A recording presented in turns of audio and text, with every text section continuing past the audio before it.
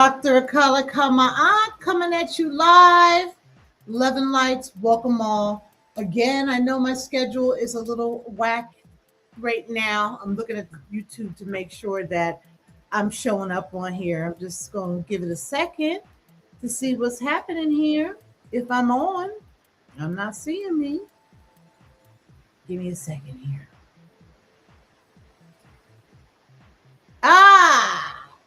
I'm here.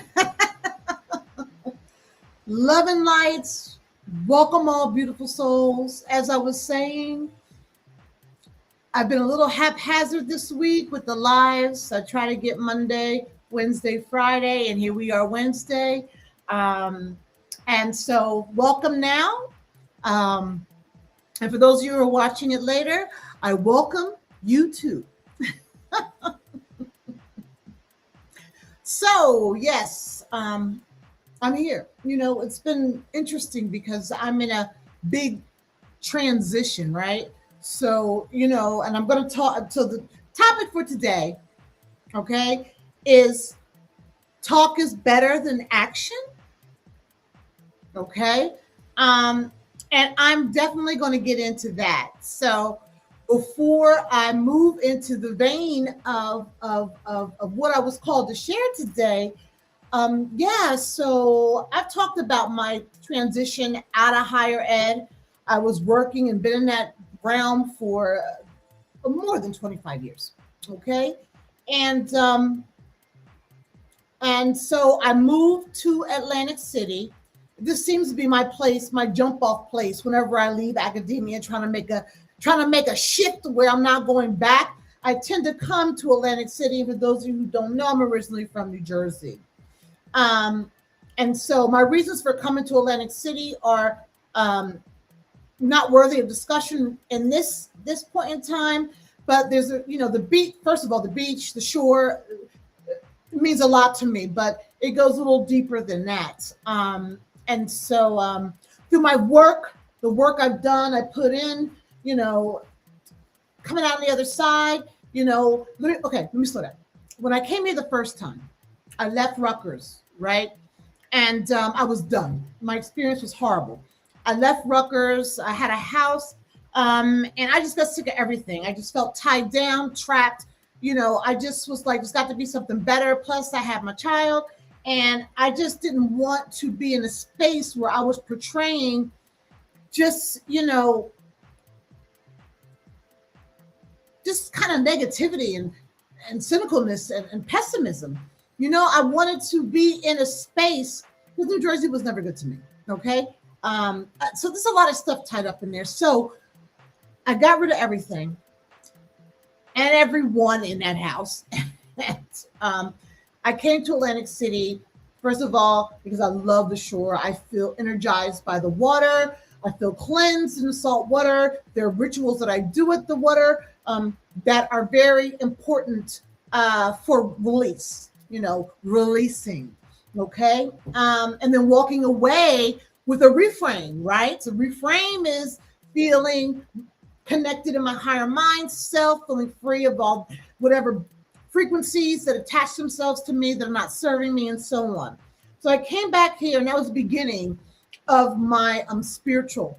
I've always been awakening over time, but I really got into spiritual awakening. The main thing is that I got back into psychic reading, and for those of us who have these gifts, empathic, have these gifts, if we don't use them, I've come to learn it can cause a lot of distress throughout all of your systems, mental, physical, emotional, spiritual, and psychic, right? And so I started to use them. That's when I started doing online psychic reading, right? I was good, with offline clients. I had some, I was working full time, so I didn't have a lot because my time. But then I went online and started doing readings on YouTube. You can see some of these early videos. They'd be like, okay, but I started. And that was the most important thing because we can think and think and think and talk and talk and talk. So talk is better than action. I don't know. I don't think so. But anyway, so I went on, and I know I just felt fed through that, and I just started doing some study, and then all of a sudden COVID-19 happened. I mean, I had a business thriving, not so much with the income yet, but it was growing. I had some big contracts for a new business. But then COVID-19 came and a lot of stuff changed. So I went back to higher ed. And then I finally realized in this last stint that, well, first of all, I didn't realize anything. My body realized it because I was getting signs the whole time and I just didn't pay attention to them. And so signs that this environment was not conducive. It did not nourish my soul. Okay. And so so I came back to Atlantic City. And so I came to call this my holding pattern, right? Like I come to Atlantic City in a holding pattern. That's where I had my dark night of the soul. I mean, just so much stuff I had to get rid of because I wasn't going to go back. So I had to figure out what I was holding on to that kept me wanting to put myself into punishment. Like, really? Why was I punishing myself?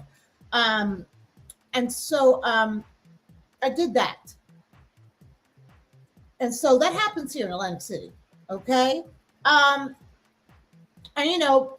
much more psychic work, advising work.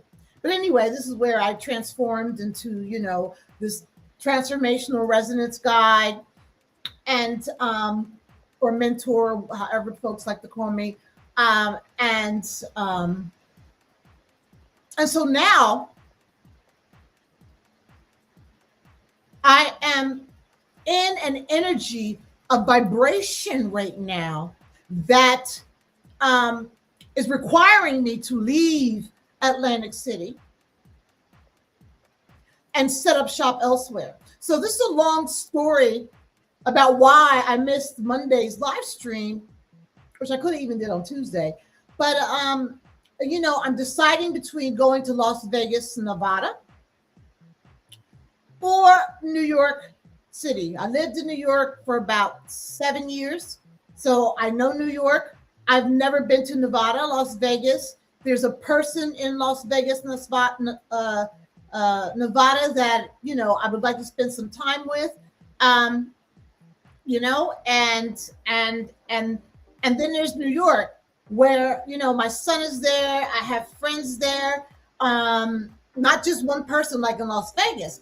And so I've been doing a lot of sitting in self and meditating and, reading my own cards and just having a time to assess. Well, come to hear, come to know what I'm being told to make the best decision. Okay. And so that's where I've been. And my son left. He's now in New York. He has his job. He's finally out flapping his wings. He's 22. I could not be prouder, but he's out of this house. And I have to tell you, for all you parents out there, I feel like I'm on vacation. I'm so sorry. Maybe I shouldn't say that, but I'm like, oh my goodness. So I just been, also part of this is just my energy has a different frequency right now, and I don't know so much. I guess it is sort of like a vacation because his energy is pretty. He's an Aries, Alpha, highly intuitive, empathic, but he could be a real pain in the neck. Yes, indeed. And so he's gone. I don't have that frequency that I get from him sometimes, or a lot of times. It's been rough for him too, for other reasons, right? And so anyway, got this big job in New York City, and I'm really excited for him. And so this energy void, him not being here, it just really I just been sitting in this space of comfort, like a pillow, um, uh, calm, peace. I just feel soft. I have not felt soft like this. Like I can breathe, not just my breath, but just everything. And I felt this expansion of my energy, but I kept saying it was diffuse.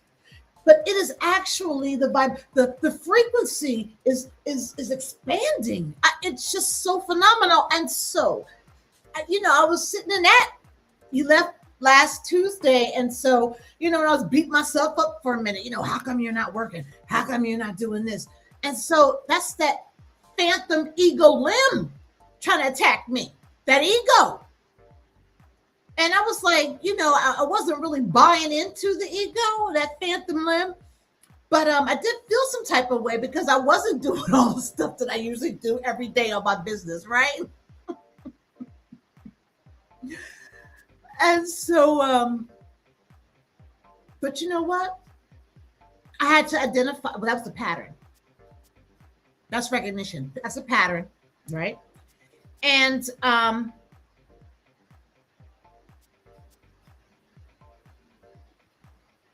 so I had to identify the emotions, which I had a good idea of. And then I just had to release them, right? Recognition, pattern, understand the emotions, and then you release them so you can move forward. Yeah, I'm losing my train of thought. And also I'm having contact lens issues. I don't know, they're like really screwed up. I have to get some new ones. And I just hope I don't get some massive strange energy coming out of my head. Psyche senses. That's right. And so, today, this morning, and so it's interesting, he's gone, and I have a renewed sense of just downloads, and seeing things, right? And so, trying to get this window to minimize for me here. Okay, there we go. And so I've been having all these downloads, and for me, I write them in my text messages real quick because I will forget them because they're downloads. And if you don't write them, like journal them or put them in some sort of text message or email to yourself or a voice memo, sometimes it will evaporate, and you'll sit and wonder, what was I thinking about, right? So it's really good. And also dreams. When you wake up from a dream, you don't sit there with it, because the longer you sit there with it and think about it, the more you're going to lose pieces of it. So as soon as if you wake up, you start typing it in there, every detail, all the colors, everything you can. Remember, don't worry about punctuation, just get it in there, right? I have a whole journal of dreams in my text messages.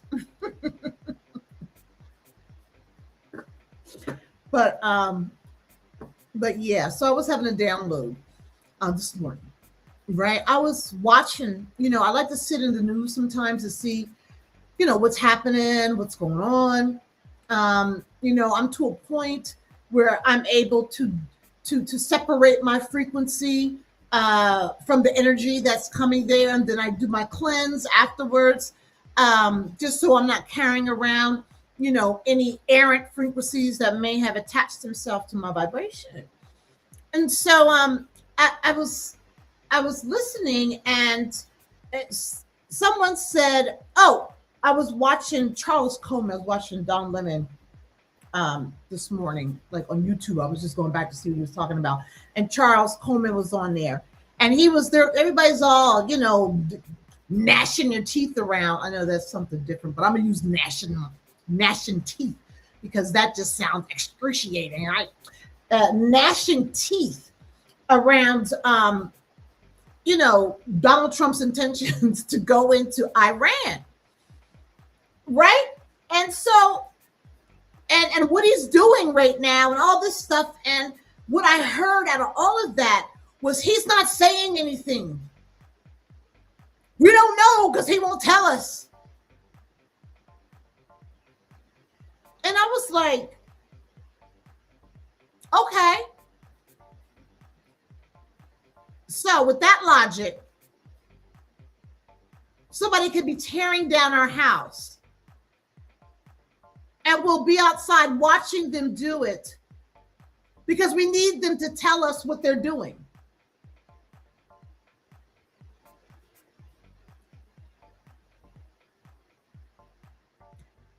Very interesting concept there. And so as I was ruminating, as they were talking on this idea of a person, place, because let me get into that in a minute, but a person has to tell you their intention and tell you what, I don't know what's going on with my camera. I feel like I'm going in slow motion. What's happening here? Am I in slow-mo? I see my mouth. Oh, I'm okay. It's back. I was like moving weird. But a person has to tell you their intent, why they're doing it, and then what they're doing for you to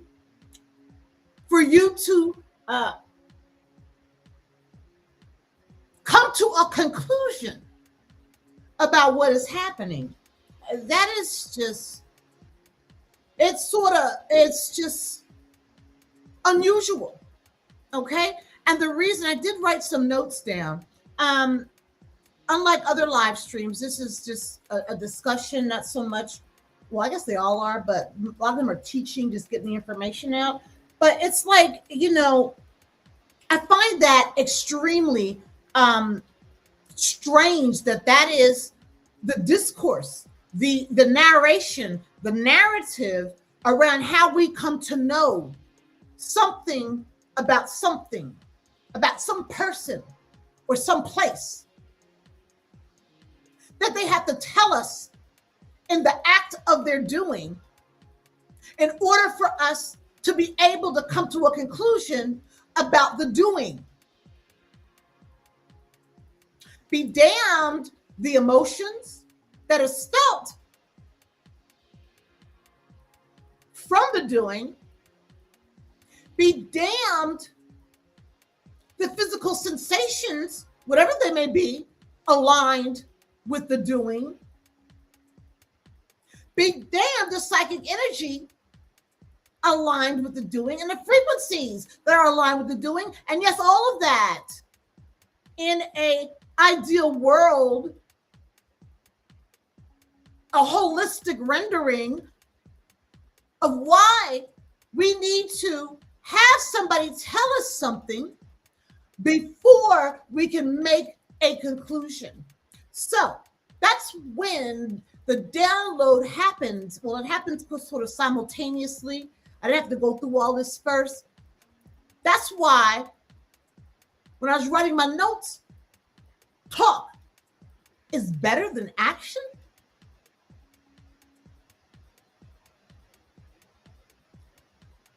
Is talk better than action? And you know, I'm sure that many people will say what they do is more important.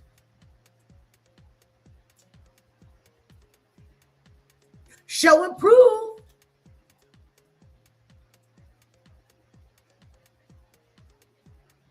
What somebody does is more important. I am sure folks who are going to watch this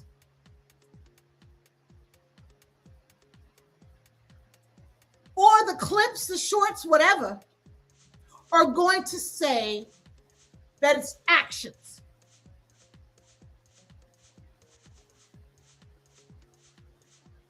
And I think there are a lot of things in this reality, contrary to what Coleman was saying was necessary.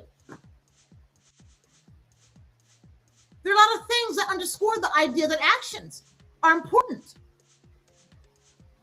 You know, there's something somebody says, it's not what you say, it's what you do. I just said show and prove. At any job, there's a 90-day probation period, so your employers can observe your behavior. They might be observing other things, but they are looking at your pattern of behavior in the job in those 90 days to ascertain whether they want to keep you. And how about actions speak louder than words? Did I say it already? Then there's sticks and stones. Wait, sticks and stones may or will break my bones, but words will never hurt me. I'm not going to get into how messed up that saying is, because a lot of you know, but that is even saying words, actions have a more profound effect, more of a disruption on energy. And in Ghana, I was talking to a colleague at George Mason University, and she was telling me in Ghana, there is no adjacent to love in America, right? Love. I love you. I love you. There is no adjacent. I was like, oh my God, how do you guys say you love somebody? She said, well, she gave me the term, the word, but I didn't say it enough to write it down so that I remember it right now. But the word for love is situated in action. This doesn't mean anything, but it's the action. So, and that's Africa. It may have a different perspective, of course, than America. But I'm just saying, actions, we would all agree, are more profound. And it's interesting. And right now, I'm just going to talk about, actually, I'll make the point later. But so, action, it's important.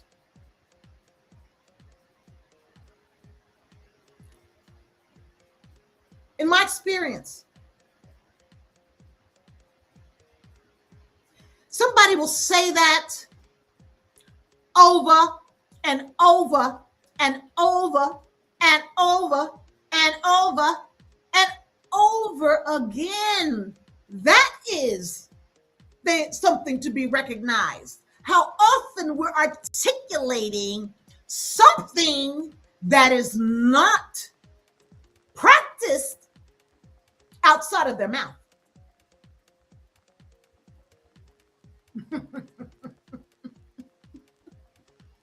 Go figure.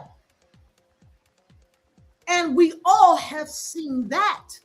And as you sit with this, you may even have seen you in a practice of doing that in the past and the present, which of course exists all together with the future. Anyways. So, as someone working in this field, this energy resonance field, and as a psychic advisor, for decades. Examples. Clients will call to ask about a loved one. They want to know what's happening.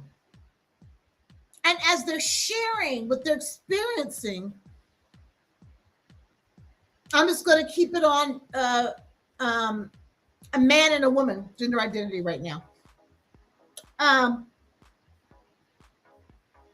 So that's pretty open. That's inclusive.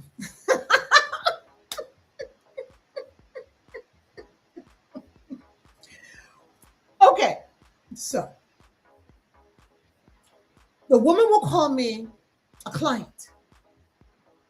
Oh, he goes out late and stays out all night long. Comes in the house, smells like liquor. And then he disappears on Saturday and Sunday, and I'm not sure where he goes.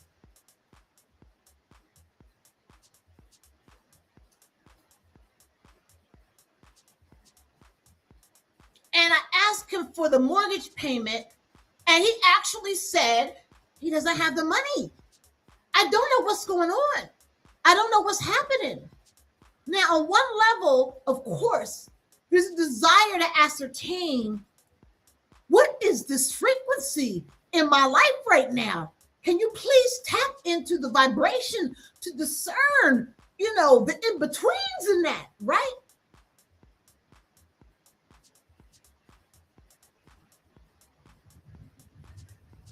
And then she'll say,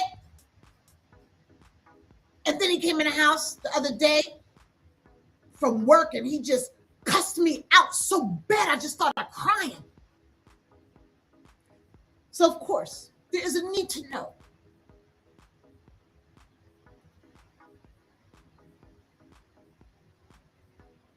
And then, depending upon how long the session is, I think it's important to ascertain the pattern of behavior. The speak is giving away something very clear. Just an abject disrespect. Abject disrespect. But what is the behavior saying?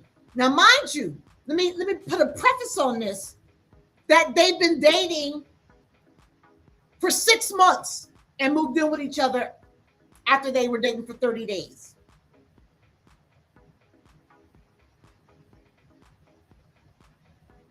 And so I have to bring it to the behavior. And we establish, and this has been happening from the beginning, and that from time to time, he comes in and says mean things to her. And that he will disappear over Saturday or Sunday and come back. And his money is low.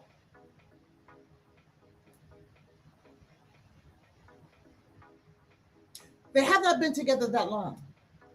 This is the behavior this person is displaying. Is there, yes, love. Okay, people fall in love. And no, I'm not anti-love, because we're supposed to love everybody. And yes, I'm sarcastic about love because it's not about love. Love has to encompass self-respect, and respect for other. So we're looking at the behavior. The behavior speaking volumes. And that's what is interesting about interpretation. Because she says on the phone, yeah, he got to show me, I don't know, this is going to stop. Just some weird speak. But it's like the bottom line was she needed further evidence of whatever. But she was clearly in despair, sad, confused, concerned. And so I'm not going to interpret her interpretation of her friend's behavior. However, I always say, how does this behavior making you feel emotionally, physically, in all areas? And then we think about the idea of being self-sovereign and being clear. The actions are unacceptable. They speak to a low frequency. This person is injecting chaos into an environment. Behavior. Let's forget about the talk. Behavior. This person has no compassion for this person's feelings. This ultimately is destroying our relationship.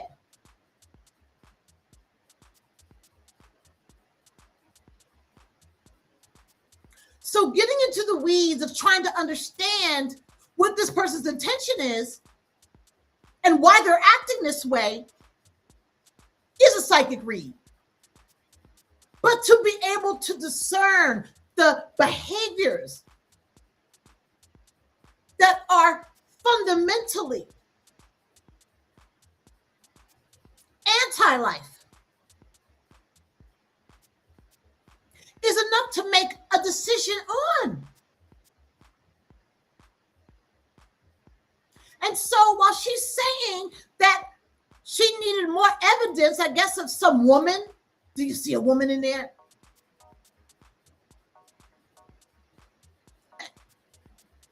Sometimes it's like, why go deeper into heartache and pain when you already have enough action-oriented evidence to make a clear decision about whether this is working for you or not? And see, that's just it. Oh, he's got to tell me he's seeing somebody before I can leave. So he's got to tell you what he's doing before you can interpret his actions fully to understand that his actions are injecting death into the environment and the frequency of your connection. That's just one example.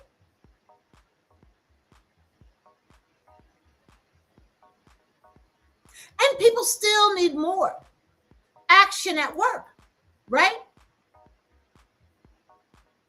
You know, bosses.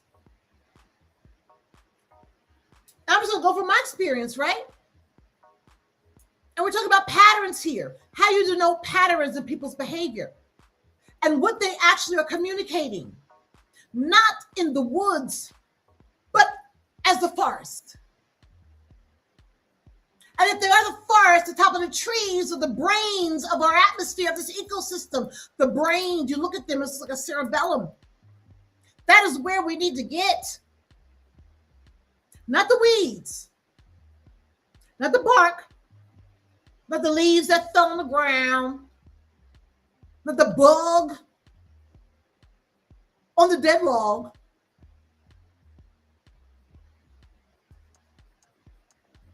Or the bird that chirped behind you. Oh, or the Babylon brook over here.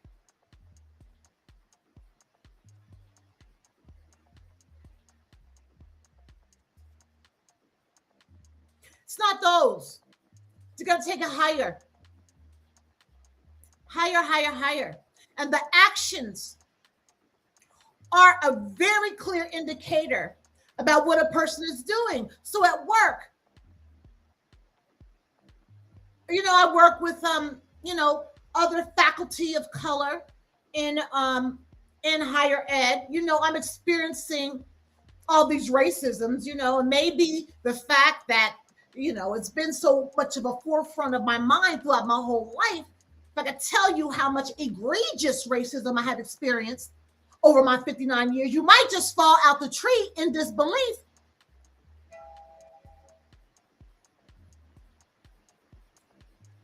In academia, it is rife, R-I-F-E, rife. And so, you know, I'm sitting with some colleagues, right? And, you know, they're just talking. And they're talking about whoever the administrator is or the chair or the head. And this person's talking about, you know, I'm losing my example. So this person is talking about the fact. So she's talking about her administrator's behavior, about how she'll have a faculty party at her house, that administrator. Everybody will be there, but she won't give this one black colleague, didn't even know about it. So everybody comes back to the office. Oh, we missed you at so-and-so's party. You're like, what? What's happening? Oh, we had a party. Blah, blah, blah, blah, blah, blah, blah, blah. It was great. Okay, all right. Take that. Oh,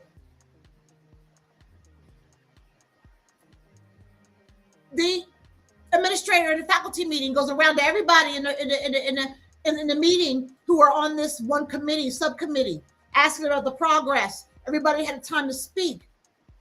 She only talked to the three the three white women, and completely ignored this one faculty member. Faculty member's like, yeah, I thought that was interesting. And there are other instances. And I'm like, don't you think that her behavior? Well, first of all, I'm like, does that make you feel uncomfortable? And she's like, well, yeah, a little bit, but I just figured, everybody's busy and just forgot, blah, blah, blah, blah, blah, blah, blah, and so and so and so and so and so and so and so and so. And so I'm like, have you talked to her about this? Oh, no, I don't want to bother her. And I'm like, well, I experienced something similar. I thought that was racist. And other people have wrote about this, experienced this. They call it microaggression. I call it straight out egregious racism, right? If it happens, sometimes you got to use the language of the 3D reality in which we exist in order to get your point across, because everybody isn't operating on a frequency level. So I talk about racism, and then I, go to all the patterns I've recognized over the years in my and then other women's experience that I know, and then what's written about in the research, and then what, some testimonies that are, in archives and stuff. Oh, I can't believe that. She's never said anything racist to me.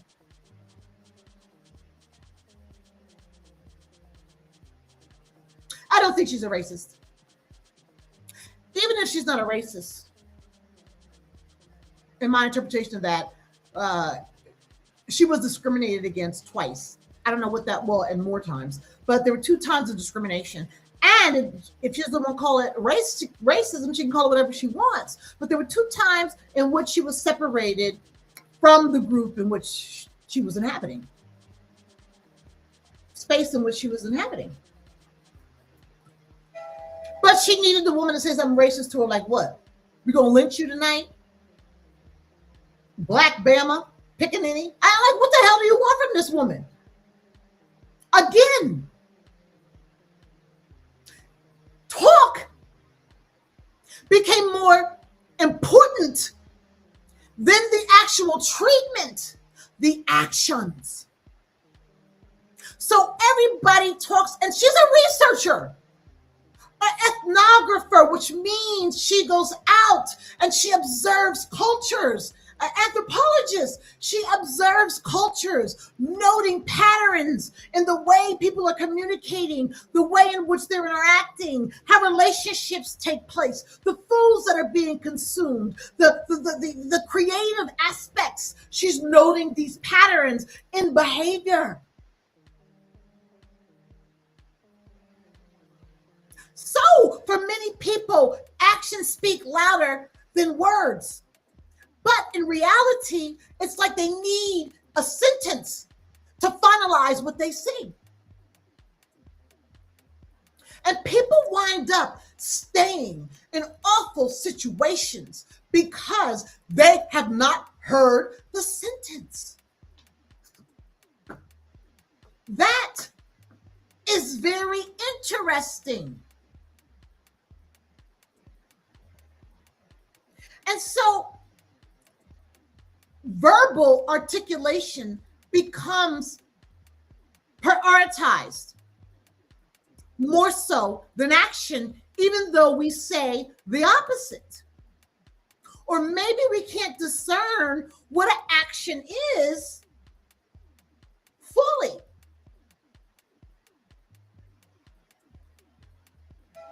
Because if a person can act crazy at a low frequency, whatever it is, maybe we can't put an adjective on it. Maybe they're in a low frequency.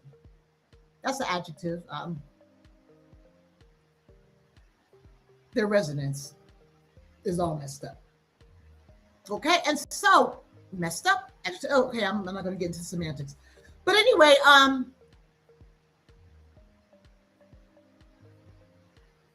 and that low frequency in their actions, right? They don't have to say a word.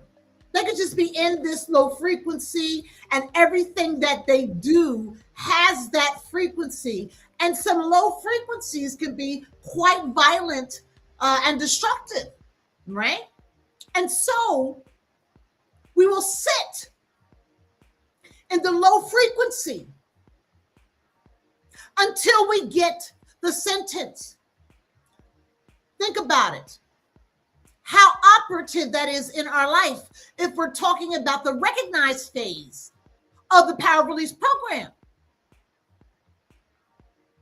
If we are not taking someone else's actions to mean anything until they give us the sentence to confirm for you,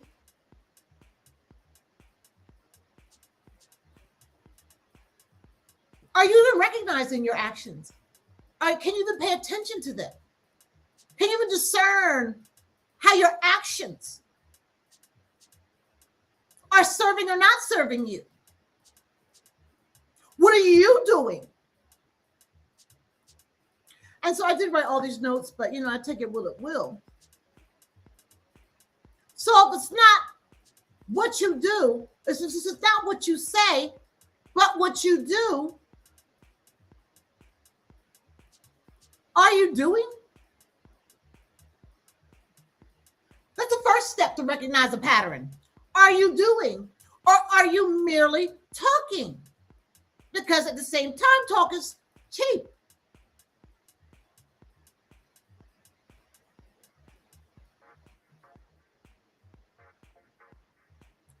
And are you giving your relationship in places a 90-day probation to observe their patterns of behavior before you commit to anything? That's job-wise. Maybe you might want to change the time frame to a little bit sooner, like 30 days. But 90 days is enough to attach to a behavior. Because that behavior, whatever it is, or behaviors, will show up repeatedly in different ways.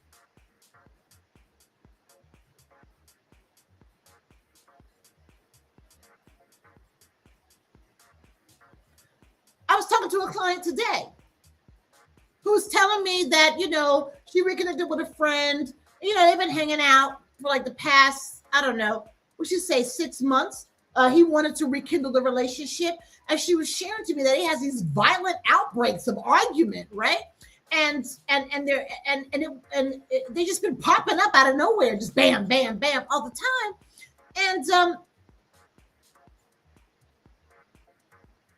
And it's not even about anything that's happening between her and him. It's about something he saw. To the point where she was like, he needs help. And then she was just, I know she has concern for her friend that she knew for a while. But the question is, on that 90-day period or that 30-day, 60-day period, you give to assess behavior, which is action. Okay?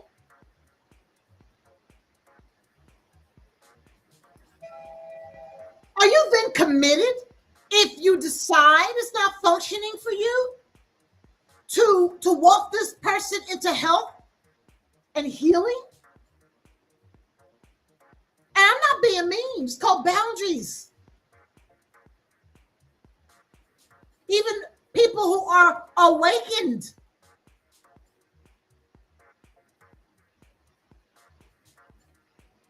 don't just attach real quick and then when it's been a lifetime carrying somebody through. I mean, this healing process, there's a boundary. But are you giving a 30, 60, 90-day probation to ascertain something about something before you do something or make a decision about something fully.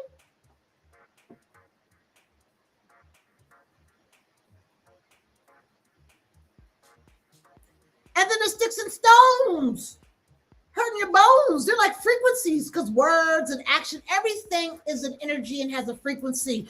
And it either is in resonance with yours or not. And so the sticks and stones are the frequencies that come at you through somebody's actions, because they pick up the stick and they throw it. They pick up the stone and they throw it. So these are actions for frequencies, and that could be whatever that frequency is coming at you, whatever they're throwing your way based on their action. Disregard, disrespect, peace, joy, help, support, affirmation. A high vibration or low vibration is what they're throwing at you. Speaking life.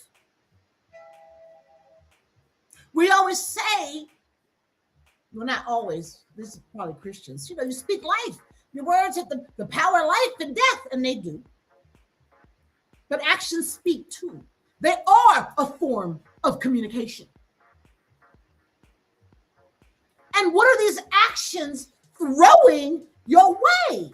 What sticks and stones are being thrown your way? And yes, I know that saying has problems and it's been fixed, but I'm using it as a point of departure. So if the throwing and the energy and power that is going into the throwing, and to actually do it, to actually engage in the action that facilitates I was going to say, what's that thing they have? A catapult of frequency your way. That is either a high or low vibration. And so when we get hit with that, knocked down with that, can we interpret that and make a conclusion as to whether it's serving us or not? Or do we need the person to say, I hate you, and now I'm going to hurt you? You want to know their intent and what they're doing. Sometimes it seems so simple to me because of my degree in this field, communication arts and sciences, and that includes social sciences and behavioral health.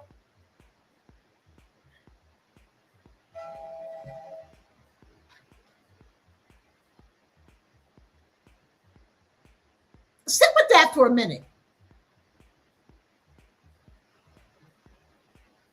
Sit with that for a minute, because I think that was packed with stuff, goodies. And love is a big one. Love relationships, even friendships, social relationships, right? Like in Ghana, there's no word for just love. I love you. The word love is a verb.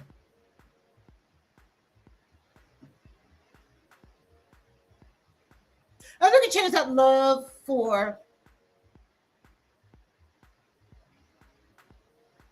associate, close friend, best friend.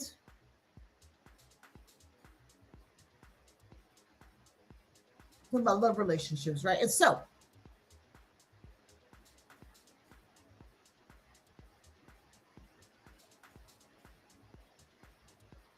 how your friends act? How's your lover act? What behavior are they sharing with you? Do they get you in the bed, do the wild thing, and then leave?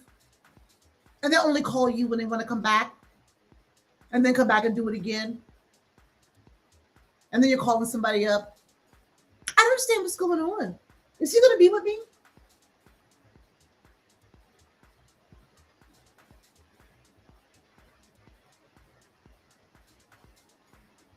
How How are you interpreting that behavior? Gets with you, takes from you, deposits his low frequency in you, and takes from you your energy, some of your spirit, some of your soul, psyche, emotions, maybe some of your mental.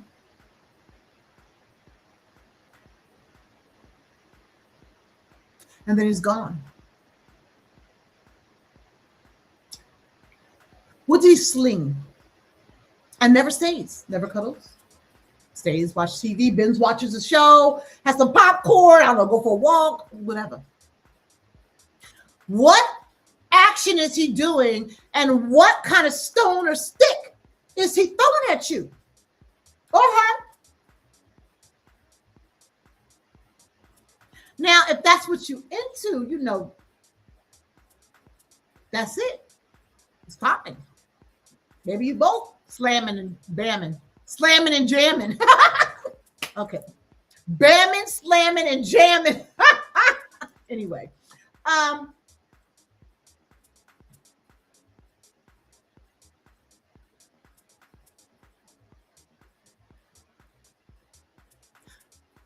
And then you don't hear from him.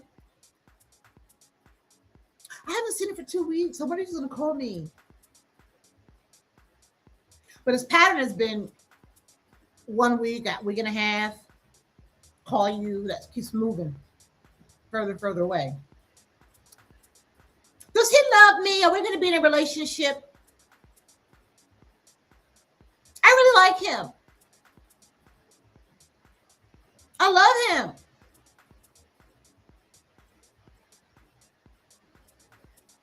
All that is understandable. All of it is. And there's nothing wrong with any of that. We have our needs. It's just the way in which we've been taught to fulfill our needs is the question, right? So what is this person's actions saying to either this man or woman who is having this conversation about what they're experiencing? And not even being able to ascertain their own emotions. And that's the next live stream on emotional intelligence. But not even being able to discern the emotions that are tied with the act. I just wish she would tell me whether he wants to be with me or not. I just wish she'd let me know whether she still wants me or not. So again, the cycle was going, the pattern is made, and you keep sitting in it, and it doesn't make you feel good. It keeps feeding your insecurity, your relationship instability. It's not affirming you. It's just all these things. But you got to hear the sentence. I don't want you no more. I want a divorce. I wanted this. I wanted that. Reads that sentence. Because those are the weeds. The weeds. He got to tell me. She got to tell me. They got to tell me. But again, what is the frequency? What is the vibration? What is happening to you in the act that is being communicated? The frequency that is entangled with yours.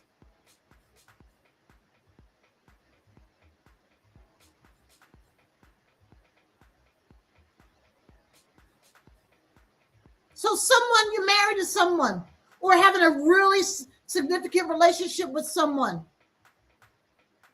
and they don't do jack mess for you. They won't clean the kitchen up. They won't take you nowhere. They won't do anything. I'm going to the nth degree, right? But we could take that small.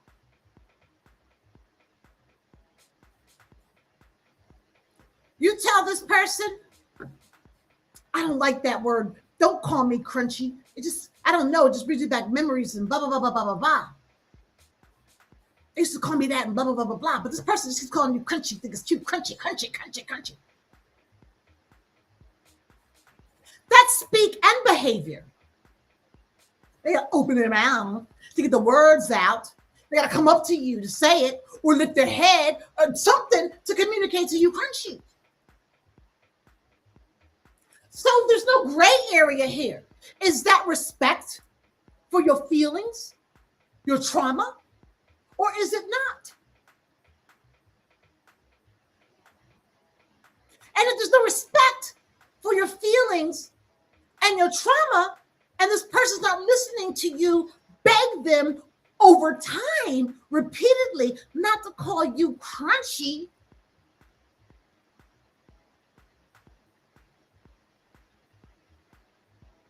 And to play around with you with that word. And even to go out in public and say it.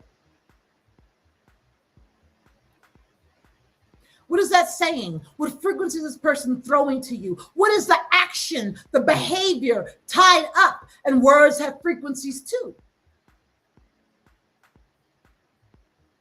So even if living with somebody, they sleep on a couch all the time, or I don't know, they mess the kitchen up all the time, they don't clean it up. And then they want you to wash the car and clean the garage. And it's always, I'm tired. And we know maybe they're not that tired. Oh, I love them. He loves me. Or they love me. Or she loves me. Really? Right? I've been on here an hour already, and I still got more to say. And so there's something amiss when we say show and prove, and then we just throw that out the window as evidence of something happening that needs to be addressed or to be relieved of. That's part of the pattern recognition. And that, if you start to look at people's patterns, they're looking at behavior. Look at behavior. Because behavior is what tells you so much about a person. But truly look at behavior. Make a list, operationalize behavior. What behavior do you want to check out? How many times this person actually helps you do something?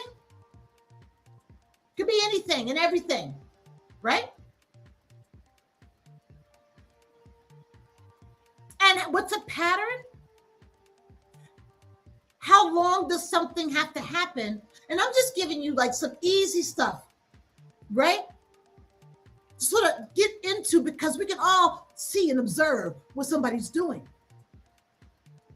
It's harder to tap into a little bit of our unconscious to discern these unconscious patterns which are tied to emotions. But first, tally up behavior. Look at your own behavior. How many times do you roll over when you say to yourself you're not? And how does it make you feel? How many times do you work late? When you know you need to go home because it's what you told somebody you were going to do, that's staying with you, living with you. How many times do you cancel plans?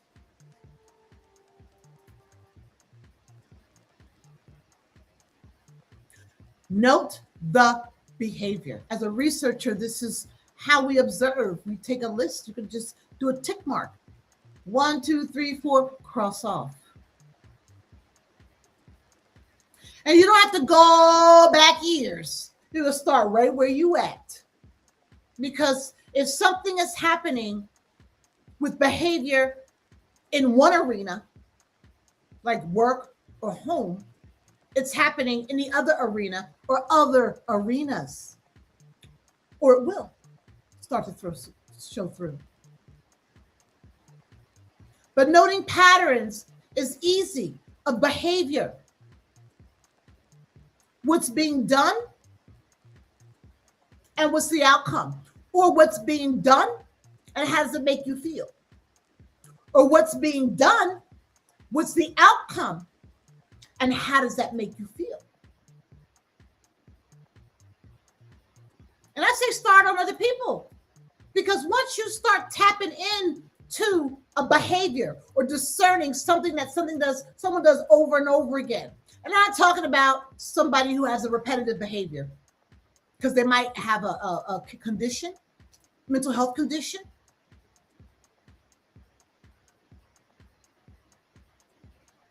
And that could be true in all this stuff, but we don't want to go there. If somebody's an addict or has some sort of OCD, I mean, we don't want to sit there and, I mean, you know, that's somebody else's job to help them. Maybe it is your job too, but that's the kind of behavior I'm talking about. Unless you're just trying to ascertain something that started anew. And remember, when things jump up out of nowhere, it's intuitively communicating something about something. Start there. What behavior is being done in one way? Maybe how you clean your house up.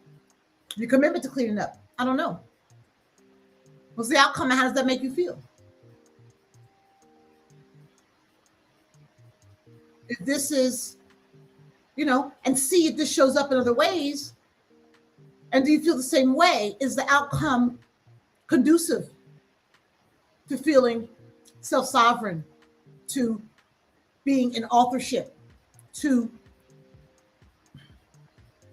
what it is you say you want? Is it conducive? Do those two things line up? And this could happen at work. Take a note of somebody's behavior. And again, you're not going to take some extensive notes unless you're trying to make a case, or just in case you have a case.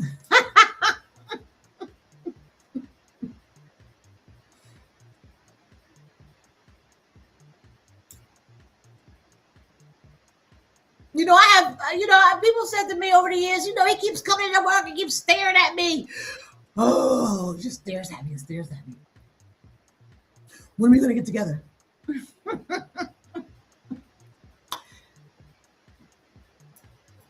This is very interesting.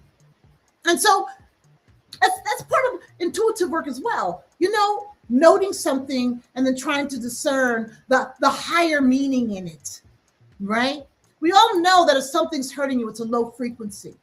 It is a behavior that makes you feel hurt, that you feel hurt by or angry by. That's all hurt. So low frequency. So now we're up looking at the forest. Just like words, those actions can sting. And I did want to make a note that not only do people communicate with their actions, you know, look, communication is understood as just what? Talk, gestures, right? A speech. Communication is so much more than that. Communication, from my vantage point, is everything. Everything communicates. And at frequency or a vibration or a resonance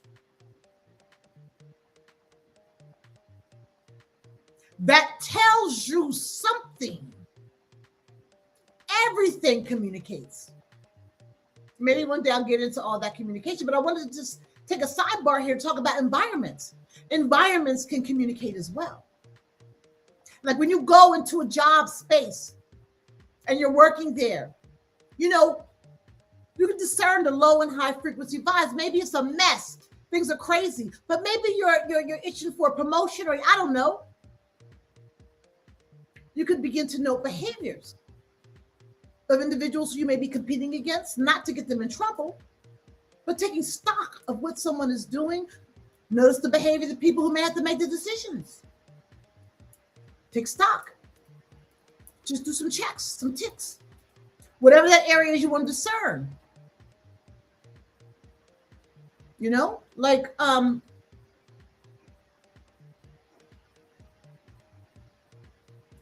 many times do the bosses, interact with the staff? Maybe that's important somewhere, and that's important to you. And if you notice at the job, the boss never comes around. I know I split from a promotional script, but but you can still use it as a promotion. The boss never comes around. You want a promotion in this space, and the boss, that's a frequency. But you have said to yourself, I want to be in a place that's more family oriented. You can discern. You don't have to call. Yeah, my job environment, you still can see the things that are happening in the environment. Is it sterile? Is it warm? Does it feel warm? Warm colors. You feel comfort. That's communication. It's giving you a frequency. It's telling you something. And granted, sometimes we can't just all make a decision about whether we will take a job or not, or leave or not. But it's important to understand this pattern over time, because it may be important for you to step out, because you may not be in an environment that is affirmational to the resonance in which you would like to have operative in your career journey. So this is like basic research connected with metaphysics, right? So recognition can take work. In the recognition phase of the power of release, I'm helping you, and we look at images and we talk together, and I bring my insights and you bring your insights, because you are the expert in your life. That's your expertise. That's why we got to stop saying, I'm confused, I don't know. You know, because you're living, you have an experience. You're an expert in your life, an expert in you. But in many ways, we live in our fantasy and we live in our mouth. And we think we just say the right things. That's the fantasy. And we discount what we do. I mean, many times your friends, family, coworkers let you know, what ain't lining up. But sometimes they don't. Or sometimes you don't have that around you to point things out. But yeah, this all started. So actions, behaviors are critically important to ascertaining resonance. Is it aligned with your aspirations in life? Or for this particular love context? Or for your career? Or is the vibrational frequency just not fitting because you just don't feel right? And you have some emotional turmoil. And I started with Donald Trump, with the person talking about him, and that we don't know what he's doing. Come on. Now, as a resonance worker, right? I work in reclaiming resonance. Your true self resonance, right?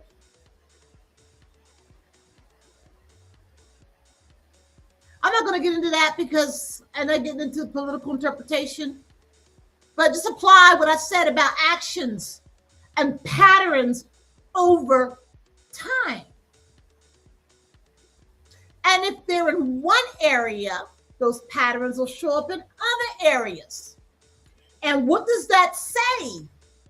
Now, we can say we don't want this is not us. But do you know really why? What is showing you this is not us? And I just want to make another point that I happen to jot down. It's that for some reason, it's like we need somebody to interpret reality for us when we have everything we need to discern. Need to activate that, get a practice of discernment. Oh, we need somebody else to interpret what's going on. Look, that's what I'm here for on one level, but I help my clients interpret too. This is not true until I see a statistic.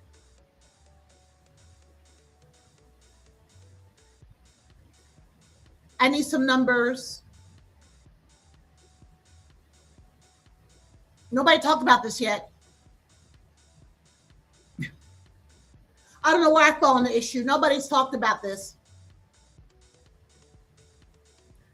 And the biggest thing is friends, maybe family. And you know they all got opinions. Well, many, most. And they're interpreting reality for us. And we may even go act on their interpretation.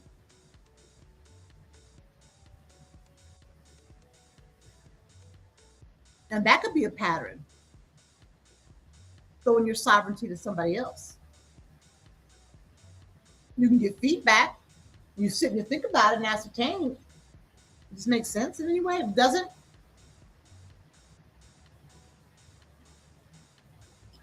unraveling our stuff can be so difficult. It's so caught up in just everything. I mean, it's just so hard. What is it's all bark and bugs and leaves on the ground and the bird on the branch and the brook on the side, or the raindrops that are falling on your head, or the little raccoon you saw run over there. We're just so caught up. It's so hard. And that's why in the Power of Release program, I really bring in my research acumen. Even in my psychic work, I bring in my research acumen. And actually, my area of study.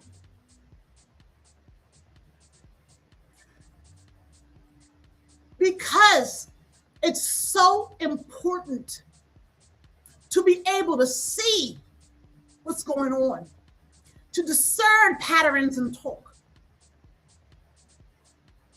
to assess an environment in a way that you can actually get data, information that you can sit with, analyze how many times it's happening or when it happens, what's the context, what's happening. You can interpret this behavior as to its impact on you, to others, in an environment. And then you can draw a conclusion that is, many times in life, make a decision. Now, everything is not about research. I mean, there is intuitive knowing. And even that's about pattern building. You got to know your voice, figure out when you hear it, how you hear it, what it means. Sometimes that takes a little tick marks too. And that's just the easy way to count or to write it out, whatever makes you happy. Even in my journals, I go back and reread them to discern patterns of behavior that served and didn't serve me, and how it was expressed in talk and behavior, circumstance, consequence. That's a whole lot of stuff. Akala come on. Nobody says you got to do it all at once. It's over time. It's just that in the program that I provide, the Power of Release program, we just do one thing. Practice. Right? If you want to come back and do some more stuff, we do more. We release it, reframe, we do more. So nobody's trying to bite off a whole bunch of stuff to look at actions or the way things are communicating frequency, resonance to you. And resonance is even tricky because we can pick up a resonance that is so not aligned with us and believe that it is and act and live in it forever until the day we transition. That's what you learn.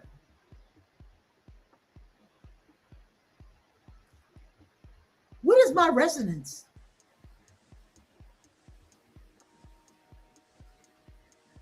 Help me discern what my resonance is. What resonance am I embedded within?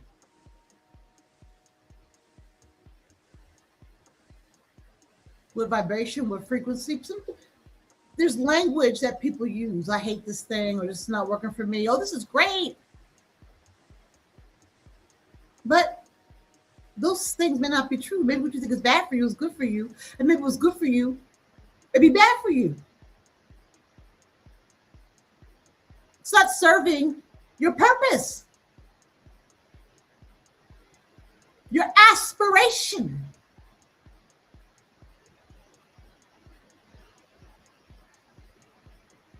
I would say goals. Goals are really hardcore because, look, energy is active and it can change and whatever. Yes, goals, deadlines, all that stuff. In many circumstances, that's it. You can't mess that up. But what is your aspiration in life? Who do you want to be? Where do you want to be? What do you want to do?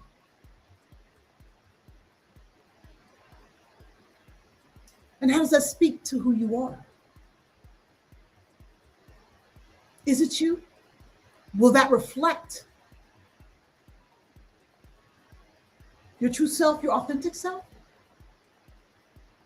Can your actions line up to what you're saying? Not saying you shouldn't do it. Maybe you used to get some skills or stuff, something. I'm always sort of footnoting stuff. But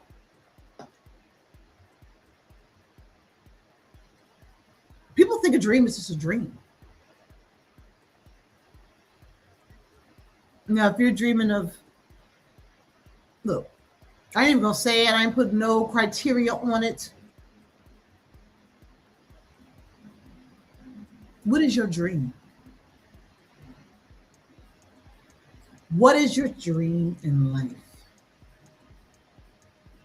And how are your actions aligned with that resonance? Your dream resonance.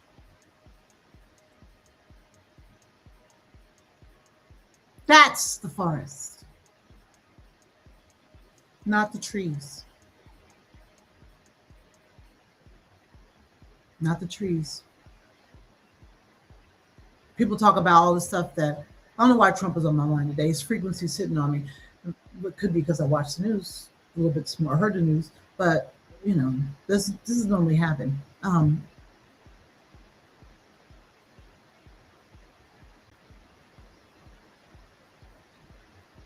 even forgot. Oh, see, look at that.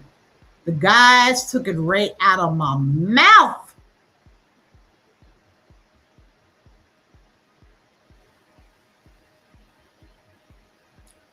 Are your actions lining up?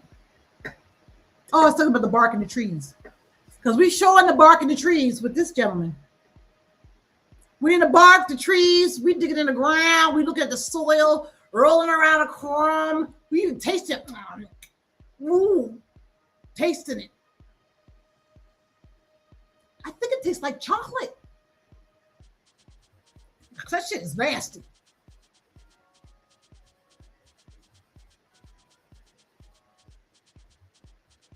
Everybody sitting in that frequency. A low vibrational frequency. Just looking at all the trees. They don't see the exit. They can't see a path out. They see the water, but they can't act. They don't know to walk along the water. It'll open up somewhere. Or maybe that's what they're doing. They have They have a wonderful cosmic jetpack that they can just, there's no bad fuel coming out of there. It's all clean energy. And they're going up above the trees to the vantage point to see.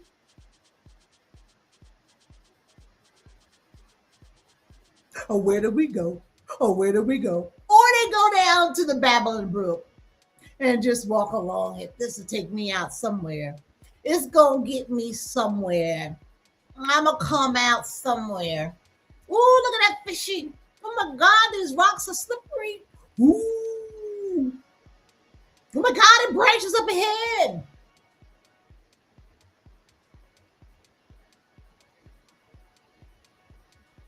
It's getting big over here.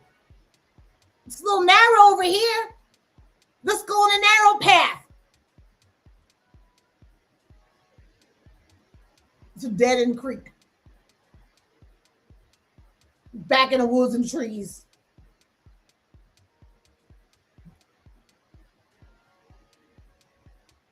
There are many things happening here. Many planetary shifts, that are just rocking our world. The earth is shaky, it's wobbly. There are folks who are sitting in power to maintain the electromagnetic frequency that is happening, if I have that term correct. There are some serious things. We are now in the age of Aquarius, where people are taken up into places, positions they may never thought themselves to be in. Weird move shifts, more oppression. Age of Aquarius is the age of expression, creative expression. It's very interesting, right? That as the age of Aquarius is upon us, and we should be ascending into a collective, compassionate consciousness in real life, that there is this really funky thing happening to oppress the ascension that is occurring in this age of Aquarius, not just for this earth, but for all the individuals here.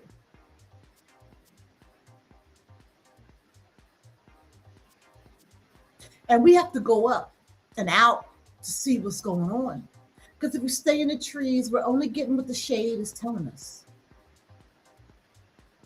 That's it. We can't see the sky. There's so many trees around. We can't see straight. It's confusing.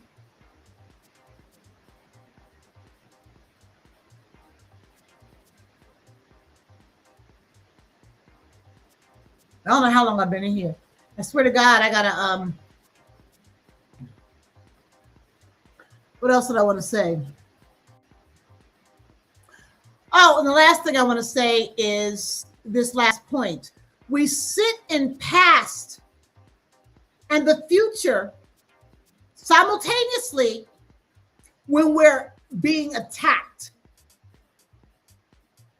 with actions that level or entangle frequencies within us that are disruptive, fundamentally. We sit in the past and in some fantasy about the future, right? It's like, I just want to go back to the way we were. That could be in any area, in any context. Why can't we just go back to the way we were?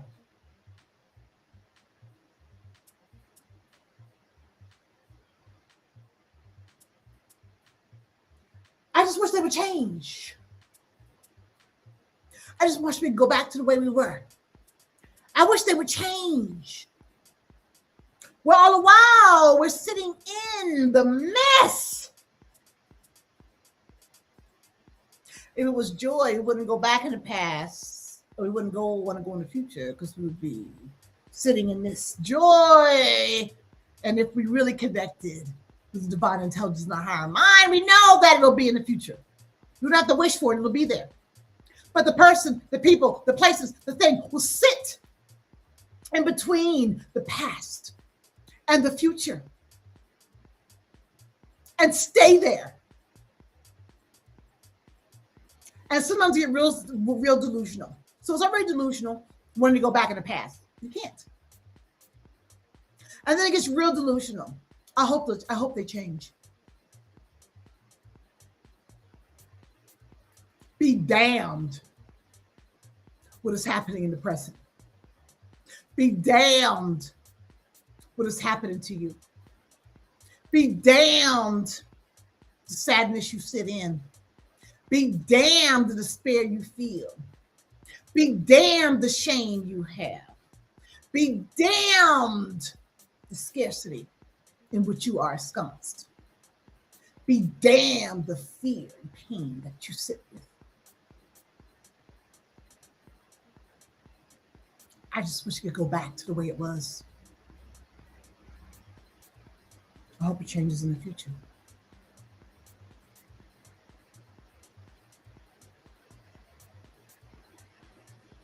You hear my music?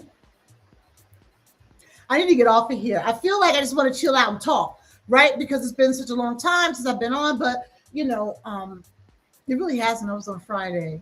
I don't know. Look, anytime we're trying to do something, like I'm trying to do this here.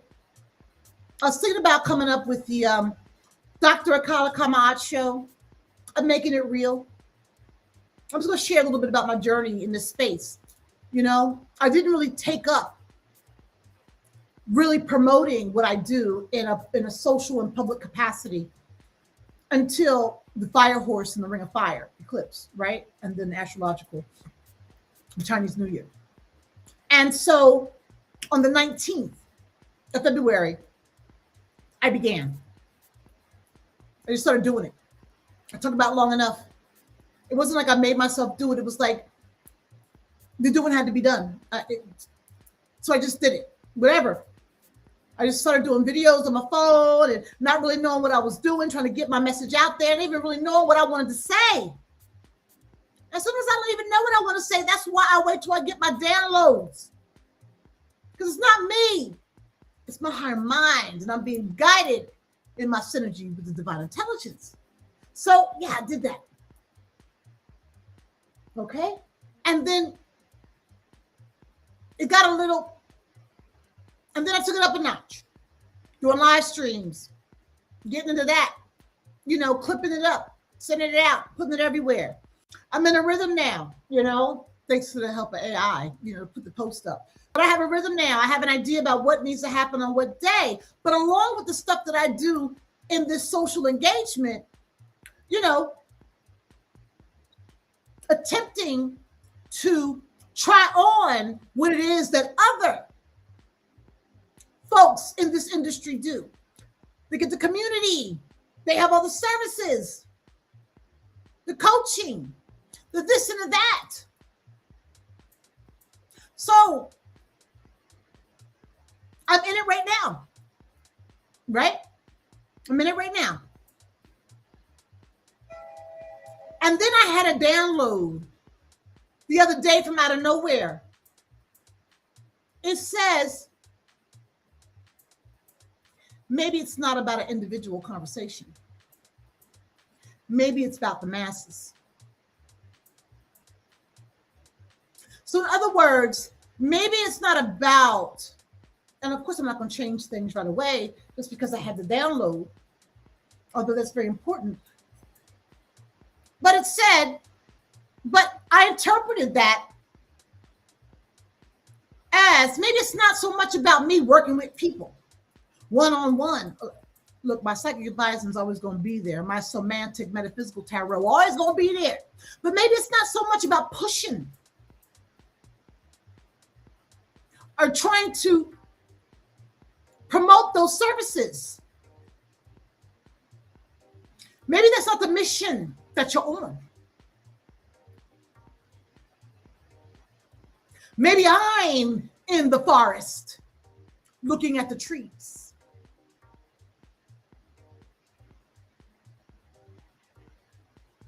Perhaps. Not perhaps. Maybe it's not that. Maybe what you have.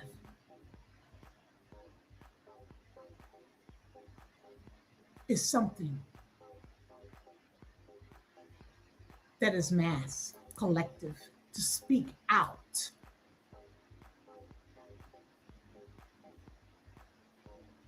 To be a voice, not a practitioner, so to speak. So the order is sort of changing with that download. And then I, for some reason, it hit me the other day too. So 2 days in a row, I had this thought. And so this morning, the show idea came.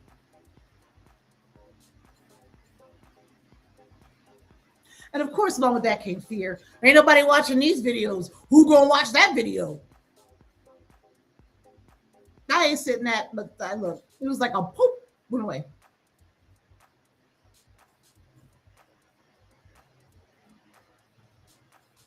I'm pushing myself based on the downloads I'm getting. So I would not stop doing what I do. I may pull back some of the money I'm putting out for some of these things I want to do, and I got to pay these monthly fees.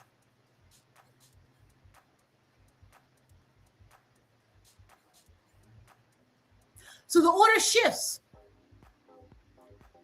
It's more the talk, the voice, the frequency and resonance of speaking life and healing over a broad swath. And if they want some services, they can get some.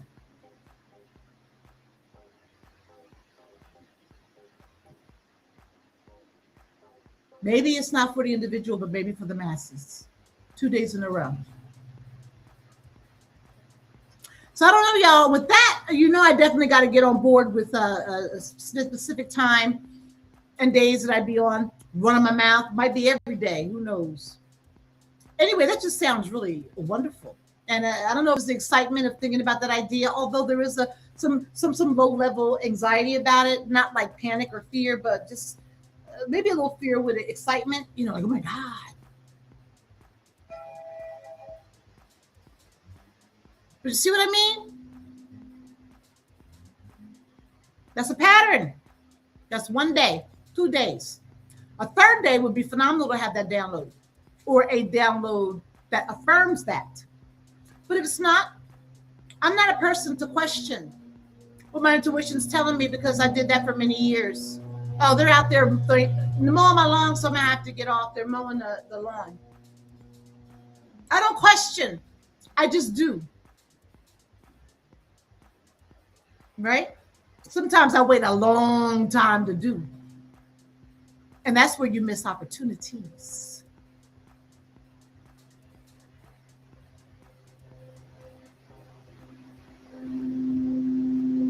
So look, y'all, I don't just talk about me because I'm ego-driven. I'm far from ego-driven. My ego has really been a problem in my life. I talk about this stuff because the idea is to communicate something that may resonate with someone, right? Somebody that finds a resonance with this. Maybe my example, my strategies might help somebody else. I come at you with a long history of being a scientist, long history of being an empath, an intuitive psychic.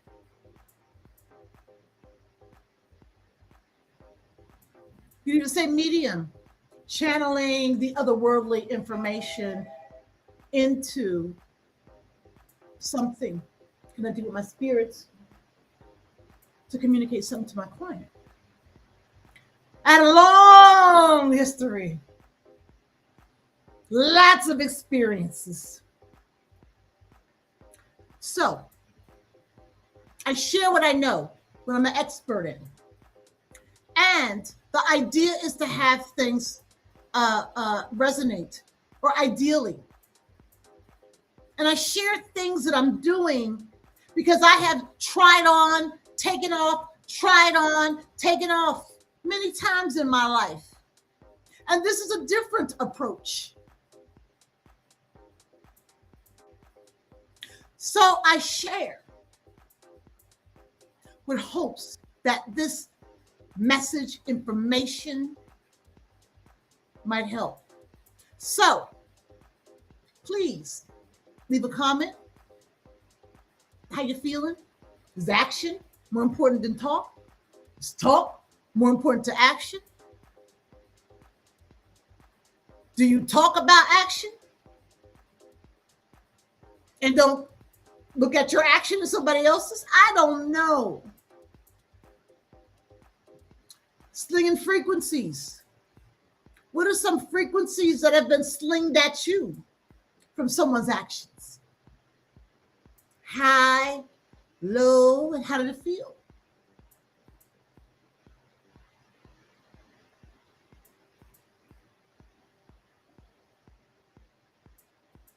Have you been in an environment that told you something instantly without anybody telling you a word? What is that environment? What did you hear? What did it tell you?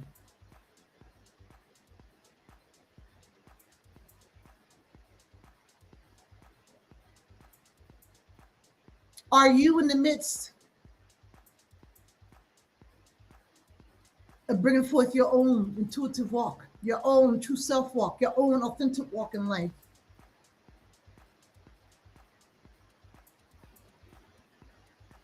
And making adjustments, maybe giving up and rethinking totally in line, listening to that internal voice, or deciding to be guided by that voice? Let me know. Thank you so much for your time today. Please comment on any of those. I know there was a lot, huh? I like likes. Likes are feedback, and everybody needs that. And subscribe. That's even a higher frequency of feedback. Like I said, everybody needs that. You may not like it, but we need it.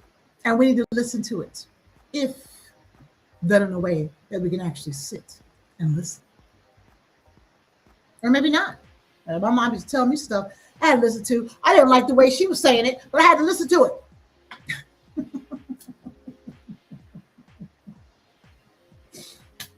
Thank y'all. What time is it? Oh my God, it's 1:38. No, I've been on here for an hour and 38 minutes. It's 3:20. I'm just telling you, I had a good time. All right. I thank you for everything. Again, please comment, like, and subscribe. I would really sincerely appreciate it. I only got one QR code today, and that is Power Profit. We're having a spring surprise promo until June 20th. This is for first-time clients, folks that just want to give it a try. 75% off all eligible sessions. And these sessions have a star over them. The QR code takes you to the webpage where you can look to see the services that are available. And if you click on buy now or something, it'll take you to the page where you can see how much it is if it's not noted on the actual information on the site, right? And the promo code is on the website. Try out whatever service is available, 75% off. All right. There's a QR code. Again, it takes you to my website. If you want, you can go through my link in bio and get there too. So yeah, that's that. That's that. See, I nailed it down. So all y'all beautiful souls, thank you for stopping by today. whether it's now or whether it's later. I appreciate you. Thank you. And I wish you all peace and blessings, and in every area, prosperity.